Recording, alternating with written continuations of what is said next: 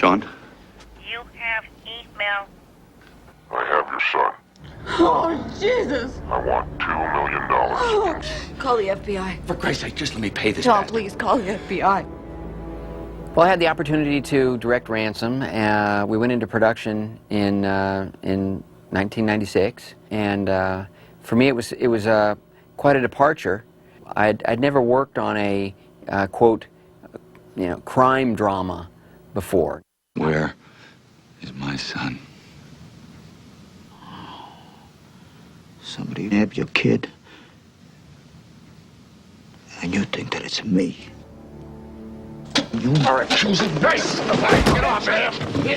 I got 6 of my own kids, and I would die for every one of them. Dan Hanley and I have worked together on a lot of movies. Virtually every movie that I've directed except one, the very first one, which was a Roger Corman movie called Grand Theft Auto, edited by Joe Dante.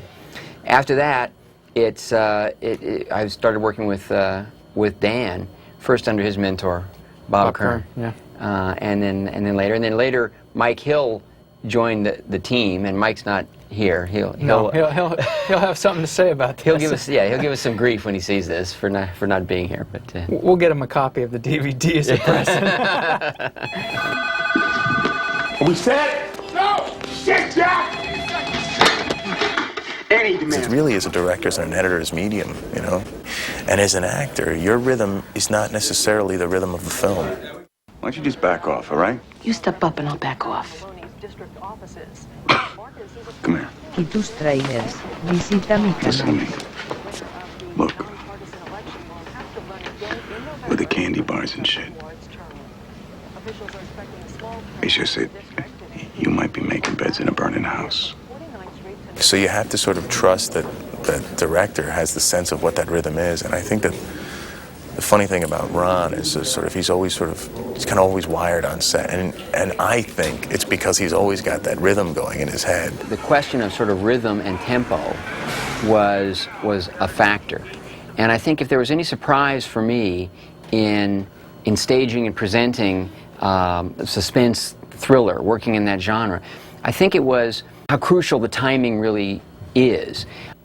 When we first got there, it was the first show we did on an Avid, and Ron wanted to see with the staging and with the camera work with Piotr to see how much movement he could do. So the first couple days you had shot videotape on a sequence with varying camera moves, some more severe than others, to see how they would intercut, and then he sent all that rehearsal back to us in the editing room. I wanted to try to make this as experiential as possible for the audience. So, and I tried to play a great portion of the movie from either Mel Gibson or Rene Russo's points of view. Do not involve the police or the FBI. If you do, I will kill him. Understand that this guy, I don't know where he's coming from, and I think he's a professional. Now, if he starts throwing his curveballs out there, we are going to have to improvise, and we might not be able to protect you, Mr. Mullen. When the FBI is swirling around them, Delroy Lindo and his group, it's actually all shot, or 95% is shot from either Mel's point of view or Renee's point of view. And sometimes in the same scene, the point of view actually shifts. But a lot of it was going to be done with Steadicam, and I wanted to experiment with sort of how intense those moves could be, and if we could switch the perspective, how it would hold. Piotr Sobocinski, the cinematographer on Ransom, who tragically passed away, was a brilliant young cinematographer, and it's a real loss. Had some wonderful ideas that we had talked about, and I also wanted to experiment with that. He shot some of that video. Right. And then we sent it off to you to cut. And then even on that one sequence, there was a sequence between Mel and Gary on a phone conversation, and you had us cut Mel's side of the conversation with all the moves, so that he could kind of think about how he wanted to counter those moves when he shot Gary's side of it. I want to talk to my son. Come alone. Wait, hold on. Sean has asthma. It's very serious. What's the weather like? Is it rainy? Damp? Is he in a cellar? On a mountaintop? my son gets vertigo. How's the linguist doing with my accent? It's pretty innovative. I've never worked on anything that's shot quite like that. It's got a very definite style that's coming out of Ron's head. What I admire about Ron is his ability to keep an extremely relaxed set. Relaxed but extremely efficient and functional. Things move, things get done. This was kind of intense material for all of us involved. And Mel wears as a badge of honor the sense that none of this gets to him. That he can turn it on and he can turn it off. And so as a result, he's always joking around. What do you want from me? What? And the more serious the scene, you know, the goofier he could get from time to time. I mean, one time we were getting ready to do this, you know, this painful, terrifying scene, and he pops around and he's got a clown nose on for the close-up, and does a take, and so we got into, you know, a lot of joking around. He would do a John Wayne voice, and I would do Jimmy Stewart. I'd be Jimmy directing the Duke. We came to. Oh, we were paid to work. so that's what we did. We worked, And if we had to laugh, well, then we'd pretend. It wouldn't actually be funny. It was tough. It was the hardest, definitely the hardest thing I've ever done. Act better is what he's saying. Very well. He's saying act natural, be better, a little looser, Renee, you're stiff. That's what he wants to say. I translate him. You know, I give Ron the credit for pushing me and pushing me and pushing me to that place, but you know, once you're at that place, then you have to do it from 5 different angles, 5 takes a time. And Mel, I would go in there trying to hold on to some kind of something, some kind of emotion, and Mel just said, you know, Renee, you just got to let it go.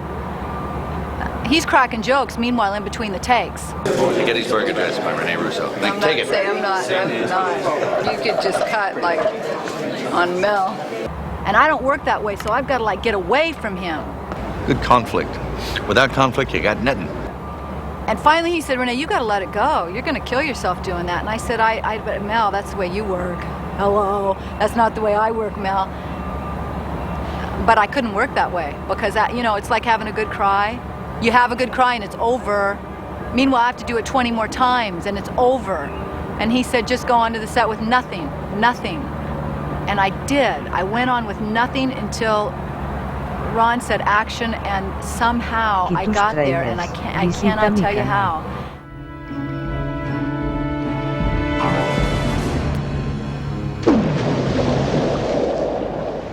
Again, I say if it were my kid, I would pay. I like the idea, yeah. You want the money, come and get it. And when he comes and gets it, I hope somebody cuts their heads off, you know? I get my boys from the Bronx, and we just totally mess him up big time. Thank God never been involved with anything like this, but as a parent, certainly feared it and thought about it. The abduction of a child, you know, and the jeopardy of that child and what's going to happen to him and how the parents are dealing with it and coping with it on an hourly and minute-by-minute basis makes it very, very dramatic and very emotional because people can identify with what if I was in that situation? How would I react? I had experienced something like that too. We're talking now about the scene where Mel and Renee, you know, miss their son. They assume he's lost, and they start, you know, moving around desperately trying to find him. And I lost my daughter Jocelyn in Quebec City, and you know, on a busy touristy day, and it was just the worst 10 minutes of my life until we found her again. Anybody who'd take a kid from their parents for money is pretty evil. This script sort of gets involved in the lives of these people who are committing this crime in a kind of personal way, which is interesting. I mean, it's an interesting perspective to take, because normally you wouldn't want to identify with someone who would do something as horrible as kidnap a 9-year-old child. But the fact remains that they're people, It's undeniable that they're human beings. Well, it is actually interesting because what you see is, you know, a family shattered by the taking of their child. I hadn't thought of it before, but then the kidnappers is their own family. And having taken on this child and this thing, this crime, how it affects that family, not both families. Clark, you never said nothing to me about killing no kids. Do you understand what is going on now? You do not joke with this kid. You don't play with him. You don't talk to him. Don't talk to my brother, He's all not right? your pet. Look, This is real. You don't gotta talk to my brother, all right? You got nothing to say to him. I have to say, I would just shoot my husband, get him out of the picture right away. If he said, no, we're not going to pay, I would go, really? Ah, okay.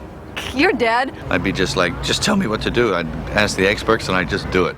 I am gonna get the best group of manhunters in this country, and I am gonna dedicate my life to tracking you down. Hey, get your head out of your ass! The sequence that I feel is one of the most compelling in the movie, and you know, I'm proud of the filmmaking involved in bringing that sequence to the screen, is the sequence where it begins with a phone conversation between Mel Gibson's character and Gary Sinise's. Sinise is outraged. Who do you think you're dealing with? Give me the money! Don't you understand English, you useless piece of shit? No money, none! Let me tell you something. You think you're suffering right now? Huh? You got no idea what suffering is. If I don't get the cash, in 1 hour, this kid is dead! Give me back my son! Hello? You want him? Yes! You want him? Daddy! Oh, Jesus! Mel Gibson, Rene Russo, Delroy Lindo, they all Visita mi canal. feel that the child may have been shot. We don't know. The audience doesn't know at that point. And then at that moment, Mel Gibson wanders out onto the balcony, and you don't know whether he's going to jump over the edge or, you know, Rene Russo's character comes and comforts him, and intercut between that moment when this distraught, shattered couple comes together in support, even in this time of absolute, you know, horror. This is the moment when Gary Sinise turns on his own people and starts assassinating his own family. What I always liked was when we're doing some of the preview audience screenings with the audience, how they really hooked in on the kid getting shot. That worked, and they really thought that the little boy had possibly been shot. And then when Mel went right over the edge, you had that camera move that kind of went up and over, and they thought, oh my God, he's going to leap. Yeah. You could hear, you could feel the audience just, you know, you could feel them tense up. From a thematic point of view, this is the story of a functional family and a dysfunctional family. The timing, the rhythm, the power of the idea, the sort of the central thematic idea there, and the acting, the music, it's the photography, it all comes together for me in that sequence, and I'm very proud of it.